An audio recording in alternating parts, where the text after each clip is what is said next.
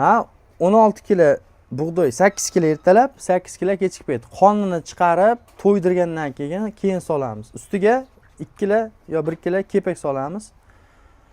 Shu. Yemlarni ham video oxirida ko'rsatib o'tib ketamiz. Yemlarni ham video oxirida va zaxiralarni ham ko'rsatib qo'yamiz, hashaklarni ham. Hashak bosganmiz tomga to'ldirib, poxol, beda, o't va ana bor yantoq. Yantoqni ham chiqarib qo'yganmiz, tayyor. Shuni onasida qopda turibdi, tashlaymiz, beramiz. Yana nima? Mosh onasi bor, to'foni. O'shandan bir mashina olib kelganmiz. Xudo xolasa yetadi bu. Qo'ylar semirib. Gap yo'q. Aka, o'zingiz birinchi nechta qo'ydan boshlagansiz qo'y boqishni?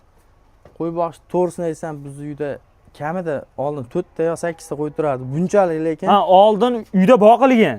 Uyda boqilgan. Hozir uchastkaga qo'ra qilganmiz. Keng ko'lamda olib boryapmiz-da qo'y boqishni. O'zi oldingi bir syomka qilganimizda tog'angizmi, amakingizmi bordilar. Narigi tarafida boqardilar. Narigi taraf. Bu yangi qo'ramiz. Zamonaviyroq-da.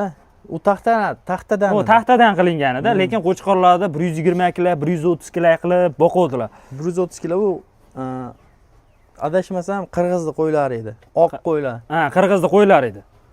Lekin tog'amiz ham yaxshi foyda qildim deb aytadilar o'sha syomkada. Endi siz ham ko'rib baribir ham qo'y pul bo'lgandan keyin olib turib tashlab qo'ysangiz, endi o'sha darajaga yetsa, hozir ko'pchilik uyda dollar saqlaydi-da. Dollar saqlagandan ko'ra qo'y saqlagan yaxshi. Qo'y chunki inflyatsiya hisobiga qo'yning narxi oshib boraveradi. Hozir ko'rib turibmiz, dollar tushib ketgan. Lekin qo'y tashlasa hech qachon ziyon qilishmaydi. Faqat foyda qilishadiki, ziyon qilishmaydi. Demak, olib boqishda maslahat beraverasiz, aka? Olib boqishda maslahat beraveraman. Nechtaga qurblaringiz 2 tami, 4 tami, 10 tami iloji bo'lsa 100 ta olsalaring, masalan 100 ta olib turib, masalan 100 ta olib turib pulimiz yo'q yo boshqa bo'lsa 4 tasini shuni yem hashagiga chiqarib olsa o'ziga yetadi oxirigacha.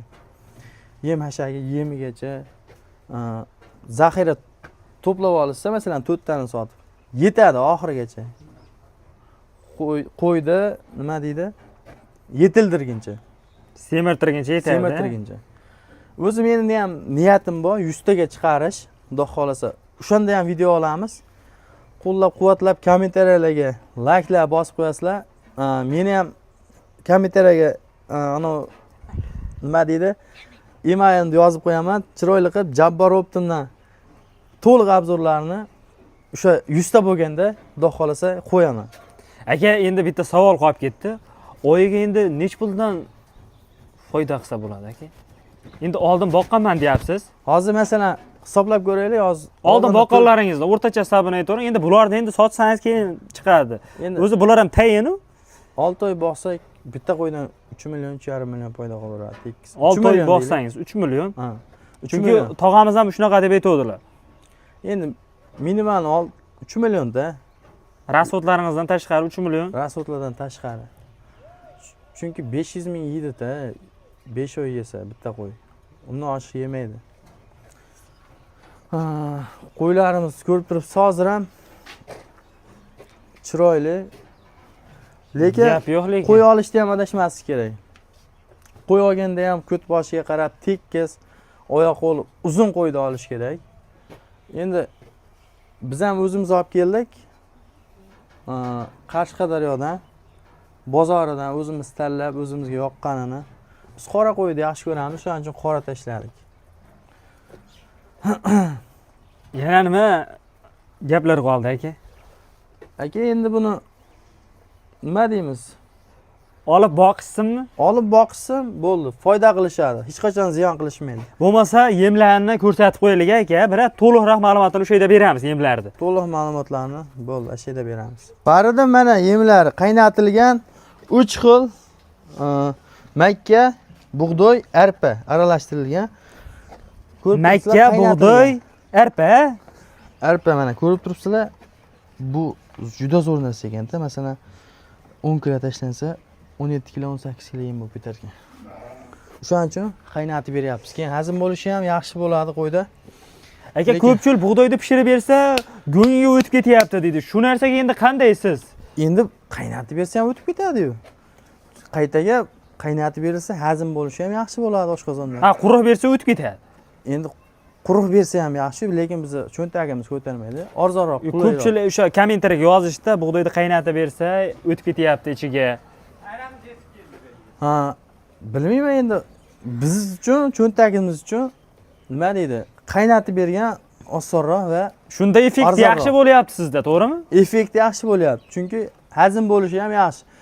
Ichi ja unaqa nima deydi? Buzilib ketmaydi, lekin tappa bo'lib chiqishi mumkin, hazm bo'lib. Lekin bug'doy ko'rganim yo'q. Anasi axlatidan. Chunki qo'ylarimiz ko'rib turibsizlar, o'zgarishi zo'r-da. Bizga shunisi udobni qaynatib beryapsiz-da, Fahriddin qo'ylar. Bug'doy makkalarni. Sizga shu ma'qul kelyapti. Ichida 3 xil anasi bor, yemi bor. Arpa, makka, bug'doy. Ko'rib turibsizlar, yolib ketgan makka. Mana bitta paqirdoqqa necha mahalga yetadi? Bitta paqirdoqni shuni to'ldirib beramiz. Bir mahalga yetadi. Bir mahallik yemi, bitta paqirdoq. Hamma qo'yganmi? Shu 27 ta qo'yga bir paqir o'diramiz, ustiga 2 Qancha chiqadi bir paqirdoq? 2 kilo kepak beraman ustiga. Shu hozir 8 kilo chiqadi hozir. 8 kilo atrofida. 8 10 kilo chiqishi ham mumkin, qaynatilgan hisobiga. Har xil chiqadi-da, suv Endi taroziga tortmaganman deyapsiz. Endi bu o'zi mo'ljal bor ekanda, mana tayyor paqirda. tortib ko'rilgan 16 kilo, 18 kilo chiqadi ikkita paqiri. Ikkita paqir, a? Gap yo'q. Endi shuncha qo'y boqqaningizdan keyin orada bo'lsa ham bir hisoblab qo'ygan bo'lsangiz kerak deb Ha, aytdim. конечно hisoblanadi. Yemda ham baribir hisob kitobi bor. Endi yem solaverish kerak deb solinmaydi-yu. O'zi Hisob rejimda kitobi bor. 45 kilo yemimiz 2 kunga yetadi-da. Masalan, 2-3 kunga qancha yetadi. bug'doy solinadi? Qancha makka?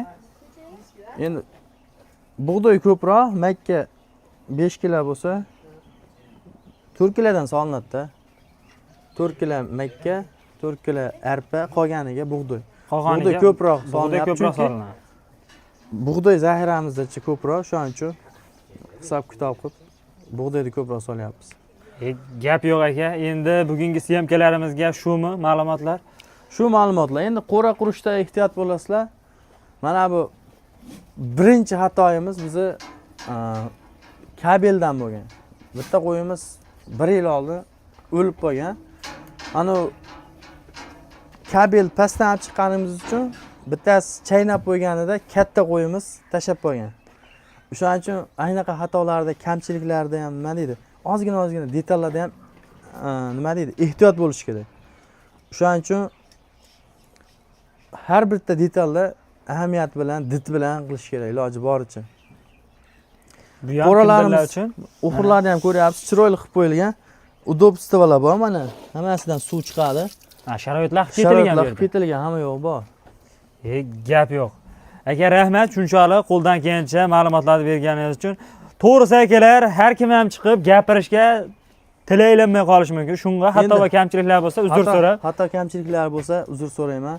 Kommentariyada iloji bo'lsa qo'llab turasizlar. So'kishlar bo'lsa iloji bo'lsa yozmanglar. Endi birinchi chiqishimiz hammada hayajon bo'ladi. Endi nimadirlar qolib ketgan bo'lsa, Kommentariyaga yozishsa, endi o'zlaring kommentariyada yozasizlar. Agar qiziqarli bo'lsa, ozuqalarini nima borligini, hashayda nima berish kerakligini aytib o'tamiz. Faridan aka. mayli, bo'lmasa ayting. Bularga hozir o't beryapmiz. O'tni chiqarib beramiz drabilkadan. Keyin yantoq urib kelib, yantoq chiqarganmiz. Shunaqangi o'g'ir narsa bo'lar ekan, u chiqargandan keyin yem hisobida bersa ham bo'lar ekan aslida. Yantog'imiz bor. Yireng'oq paya, mosh to'foni va poxol somon. 6 xil mahsulotlarimiz bor tomda. Xudo xolasa O'shalardan beriladi. Xotirjam qo'yiladi, semirtirib yetadi. Boqib sotguncha. Gap yo'q aka, joningiz sog' bo'lsin. Akalar, dehqon ekanmiz. Bittadir like-ni bosib, qo'llab-quvvatlab turasizlar. Keyingi videolarimizda ko'rishguncha salomat bo'lasizlar. Qo'ldan kelgancha ma'lumotlarni berdilar. Aka, rahmat. Kommentariyada like bosib, kommentariyaga o'z fikrlaringni qoldirasizlar. Hurmatli obunachilar, Faridimizdan sog' bo'ling, salomat bo'ling.